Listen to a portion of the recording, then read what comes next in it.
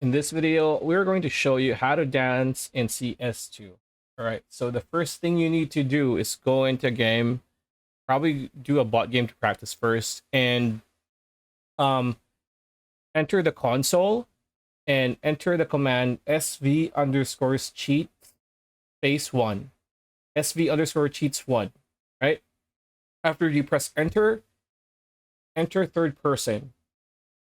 Now that you're in third person, all you need to do, and this is what works right now, is hold the D key and just hold the S key, I mean, and just go WS, WS, WS, WS. As you can see here, you do need a bit more practice to do so. I'm not that good at it, but yeah, that's pretty much it. That's a video. Hope you like it. Like, comment, share, subscribe, ring that bell icon. We'll see you on the next one.